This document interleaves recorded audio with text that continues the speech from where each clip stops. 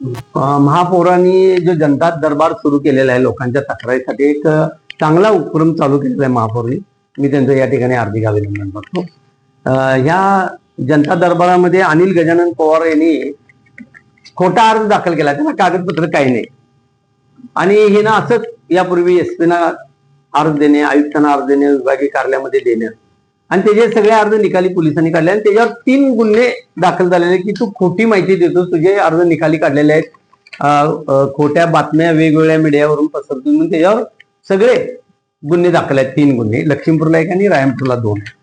उलट आता येणाऱ्याच्या तक्रारी तुम्ही 100% घ्या, पण त्याचा खऱ्या आहेत का खोट्या आहेत हे शेवटपर्यंत तुम्ही त्याची माहिती घ्या आणि माझ्याकडून पण माहिती घ्या, काय काय त्याच्यावर गुन्हे दाखल आहेत माहिती घ्या, किती त्यानं बनावटगिरी केली आहे ही माहिती घ्या, अशी मी त्यांना विनंती केलेली आहे. मी ही लढाई ही शेवटपर्यंत लढणार आहे.